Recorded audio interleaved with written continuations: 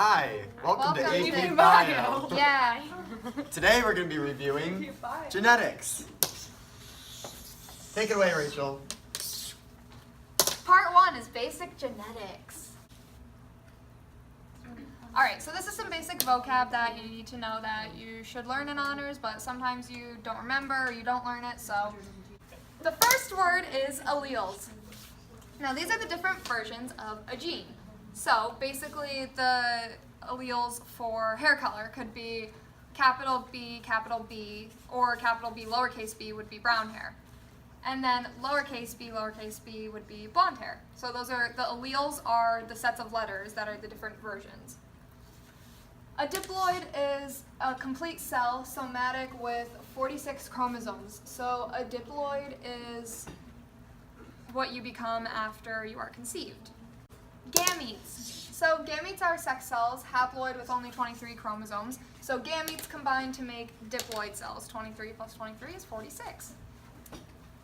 Now, dominant. That is the functional protein which masks the recessive protein. Since it's functional, it covers the recessive. But the recessive is when the protein is malfunctioning, and you have to have 2 recessive alleles for a phenotype to be shown, like how blonde hair is lowercase b, those are both recessive, and if you only have one, it can still be masked by the dominant gene. The phenotype is the description of a trait and the physical characteristic, so phenotype, physically how it looks, such as brown hair. The genotype is the genetic description, like uppercase B. Homozygous is when they have the same alleles, like both letters are uppercase or both letters are lowercase, and then heterozygous is when you have one of each. So meiosis is similar to mitosis, but it's gametes rather than somatic cells. So meiosis is when you're reproducing cells to combine, like sperm cells or egg cells, while mitosis is what's going on in your body right now, just regenerating your somatic cells. What did the brother cell say to its sister when he stepped on her toe?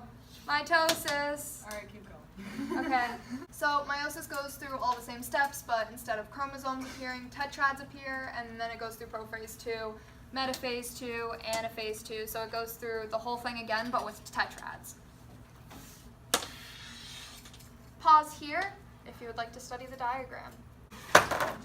Rebellious genetics. So incomplete dominance is when genes are blended together. So basically you would have 2 different alleles and then they combine. Like one doesn't completely mask the other and they mix. An example of this is the snapdragon. So basically if they have a white allele and a red allele, they can be pink rather than just the red masking the white. Codominance is when both genes are dominant and showing up, but they're not mixing. So it's like the checkered chicken, where if you have a white and a black allele, both show up in a checkered pattern. Pleiotropy. Pleiotropy is when one gene affects other genes, like dwarfism. So with dwarfism, you have a gene that affects the different size of every part of your body, rather than just one part of your body. Epistasis is when one gene masks another. So an example of this is albinism, where you can, if you have an albino gene, then that can mask any other genes you have for brown hair. And it takes over and just acts like they're completely not there. Polygenic inheritance is when there is a range for the gene, like skin color or height. So rather than just being 4'5" or 6'5", you can be somewhere in the middle. And then it's also the reason for skin color, so that's why people are different shades of pigmentation rather than just one shade or the other. Sex-linked traits. So there are 2 sex chromosomes, the X and Y. The Y chromosome controls if you're a boy, so if you have an X and Y gene, then you're a boy, and if you have an X and an X, then you're a girl, because you don't have a Y chromosome. Females are less prone to genetic disorders because of their XX chromosome, because if one of them has a genetic disorder and the other doesn't, then the healthy X without the disorder makes up for it. Males are XY, so they don't have an extra X chromosome, so they're more prone to genetic disorders. And there are very few genes that are on the Y chromosome. Most are carried on the X. Dihybrid crosses. So a dihybrid cross, you all know a Punnett square. So a Punnett square is the simple square where you have 4 options. So say that you have an allele like A, and little a, and then you figure out the varying offspring genotypes. Now, a dihybrid cross is a more difficult Punnett square. So it's when you FOIL the genotype from parent to parent to find out the combinations of 2 different genes, like hair color and eye color. Now, remember that a heterozygous dihybrid cross always has a 9:3:3:1 ratio. As you can see here, this is parent 1 and the different gametes that they can produce. And then this is the different gametes that 2 can produce. So all here it shows, as you can see, there's 2, they both have a capital R, so they get RR, and then both have capital Y, so YY. So that's one chance that it'll be completely, that the child will be homozygous dominant for everything. And then by 9:3:3:1, it shows that as both parents are heterozygous for each trait, that's predicted that 9 out of 16 will come out as dominant, 3 will come out as dominant recessive, 3 will come out as recessive dominant, and then 1 will come out as recessive. But this doesn't necessarily mean that if they had 16 children, they would all come out as 9. It's just the probability is 9:3:3:1. Pedigrees. So pedigrees are diagrams to show where a certain trait is being passed down. And an example of that is here. So the shaded ones you can see are the ones that have been affected by the trait. And girls are circles, while males are squares. So the females, as you can see here, there are 3 females that are affected by the trait, 2 that are not. And then there's 2 males that are affected by the trait, while 6 are not. So this would continue to be passed down, and generation 1, these are 2 parents, and then these are their children. And then it moves down to when these 2 have kids, these are their kids, and then it shows how the gene is passed down. Now that we've reviewed basic genetics, let's go into advanced genetics, and our first topic will be replication. Alright, so since we're in advanced genetics, it's not as simple as like we explained in basic genetics. It's not like nucleotides are just floating around and like fall into the complementary pairs of DNA. They actually, there's like a process. So what happens is these nucleotides that are free and floating around, they become nucleosides, which can then be incorporated into the DNA by shedding 2 phosphorus molecules. And that acts kind of like an ATP battery. And you end up with the phosphorus leaving, and you have energy so that the nucleoside can join with the DNA. Our nucleosides and nucleotides, they have a base of 5-carbon sugar, as you can see from the pentation. And then nucleotides have 3 phosphorus molecules, and the nucleoside has 1. An important thing to remember with advanced genetics is DNA builds from the 5' side to the 3' side.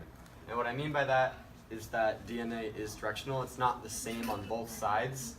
So what you can see is on the 5' side, you start with like phosphorus going to the sugar, and you can see the exact same thing, but they're complementary, so they're on the opposite ends on the other side, so that the nucleosides can fit together. The bases fit nicely, the A's to the T's, the C's to the G's, and that's pretty important when we get into both replication and transcription, that you go from the 5' to the 3'. Okay, so some important enzymes that are involved in replication. We have DNA polymerase 3, and that's the one that copies the DNA. It sort of runs along the strand and copies it to make the new strand. It can do 1,000 bases per second, and it's kind of strange that they named that one polymerase 3 and then DNA polymerase 1, is the one that actually ensures DNA was copied correctly, which it does at 20 bases per second. But the reason why it was named that was because they sort of discovered it before DNA polymerase III. So polymerase III actually creates the copies, and then polymerase I ensures that that was actually done correctly, so that's why it goes much slower. It reduces the error occurrence from 1 in 10,000 to 1 in 100 million, and every cell cycle is actually about 30 errors, which sounds kind of rough, but considering how many base pairs there are, it's not that much. There's also ligase, which we'll show on the next slide. It comes in between the strands that are being created on the lagging side and connects them. And helicase is the one that actually opens the DNA to begin the process of replication. Alright, so this is what I've been talking about. I drew this up to try to illustrate the 5' and 3' side and kind of how replication happens. So this is the replication or transcription bubble or fork that kind of opens up in both replication and transcription so that the DNA can be copied. In this case, we're still talking about replication because we're using like DNA polymerase III instead of RNA polymerase III. So here you can see on this side the existing DNA as the 5' right here. So the 3' side goes that way, which you could also say would be right here. So since it has to be complementary, when it grows, the DNA is copied following the helicase. It has to go from the 5', its own 5' side to its 3' side, which is opposite of what you're seeing underneath it. And what happens on the other side, which is called the lagging strand, this was called the leading strand, is it still has to build 5' to 3' in the opposite of the existing DNA. But because it's going against the way that the helicase is going this way, it's trying to build that way. It creates what's called Okazaki fragments, which are kind of awkward, but that's why we have this guy right here, ligase.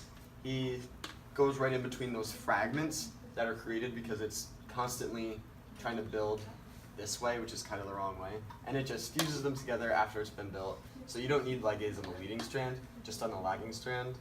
And I hope you've noticed that's exactly the same on the other side, just opposite, because now the 3' side is here, whereas last time it was up here. And then over here, I kind of just drew it to show you how it can be happening like multiple places at once, and how it still follows the same pattern no matter where it's occurring. We also have telomeres, which I made note of down here, which are the repeating non-coding sequence at the end of chromosomes and act as sort of a protective cap. It's basically just like extra base pairs at the end so that if those get cut off, it's not a big deal because they didn't code for anything. And telomerase is the enzyme that extends the telomeres and just add DNA bases to the 5' end only. Part 3, transcription. So transcription occurs after replication. It is the process of taking the DNA and converting it to mRNA, typically, to be sent to a ribosome, make into a protein. So it's similar to what we saw in replication, just this time we have RNA polymerase. So we have RNA polymerase I, which transcribes our RNA genes, which make up the ribosomes. We have RNA polymerase II, which transcribes genes into mRNA, which makes proteins, which is the one that we typically talk about. And then we also have RNA polymerase III, which transcribes tRNA genes and makes tRNA, which I guess we'll get to after. So which gene is red? Well, that's what the promoter region's for. It's the binding site before the start of the gene, as you can see over here. And it consists of the Tata box, which is the binding site for RNA polymerase, as you can see right here. Now, I bet you're thinking, oh, so after transcription, it goes right to translation. Wrong! mRNA splicing is what happens next. Before it can leave the nucleus, the introns have to be removed from the mRNA so that only the exons can leave. So RNA splicing is the process by which pre-mRNA becomes mature mRNA. It splices out the introns. It goes from about 10,000 bases to only 1,000 bases. Wow. And you can see it illustrated up here. we have mRNA with our 5' and 3' side. This is pre-mRNA. The exons are in red, the intron is the orange one. But we have 4 SNRPs, which are built by snRNA, and they make up a spliceosome. They cut out the intron, bind the exons together, and send it, the mature mRNA, outside of the nucleus to translation. I bet you're thinking, now it goes to translation. Wrong! It goes to post-transcriptional processing, which is when the 5' GTP cap is added to one side of the mature mRNA, and the poly A tail is added to the 3' side of the mRNA. And it does this because mRNA is traveling through the cell, which is kind of dangerous. There's enzymes everywhere, things attacking it, popping out of nowhere. So enzymes can sort of break apart the ends of the mRNA, but you're not actually compromising the information on the middle. You're going to talk about translation. Yay, Alex, that'd be awesome if you did your job. Cool, thank you. I was reading my slides. Okay, so as we know, DNA makes RNA, which makes proteins. And so now we are going to enter the ribosome. So let's talk about ribosomes. The structure of a ribosome is a ribosomal RNA and proteins with 2 large and small subunits. And there are 3 sites, and there's the A site, the P site, and the E site.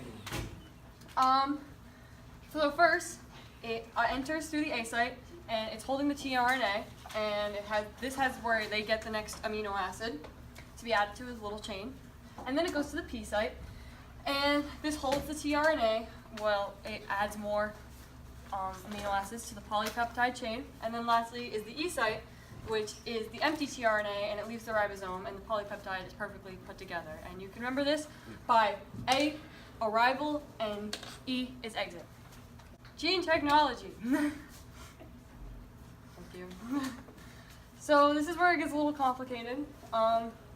So gene technology first started off with the studies of interferon, and it was first used with bacteria, and it led to the rapid reproduction of bacteria. And then they realized they could use it to genetically alter cells. So this is where it all began. And they realized that they could use interferon for genetic engineering, which they could use to start cutting DNA and rearranging it and putting the pieces in different places and messing with living organisms. Yeah, cool. How you do cutting of DNA? I don't know what to call it. Yeah. So you cut the desired part of the DNA and you insert it into a plasmid or a virus, and it's cut with little molecular scissors or restriction endonuclease. Yep. And you must cut the palindrome part, so there's going to be a sequence where it's the same backwards and forwards, and that's the part that you cut out. So just remember that. And it's not going to be centered. This is why you're able to refit it, because it's not going to be centered again, so they can fit right back together.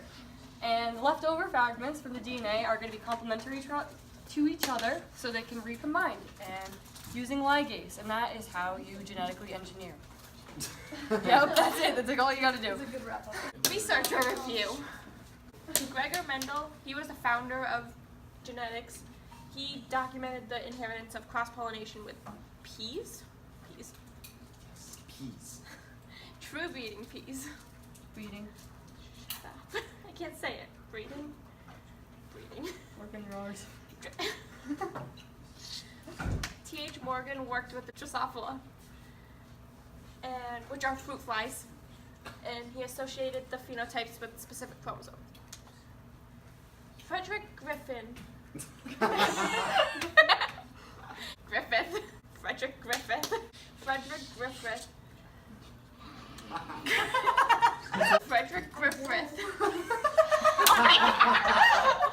Can somebody just say it? Frederick Griffith.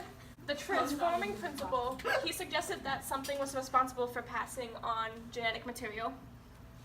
Avery, McCarty, and McLeod, they suggested that DNA and not the proteins were the genetic material by injecting DNA and proteins into bacteria and observing the effects. Hershey and Chase, they composed the blender experiment with bacteriophages and radioactive markers to confirm that DNA was indeed the transforming factor. What, Kyle? Go for it. Aaron Chargaff. Erwin Chargaff.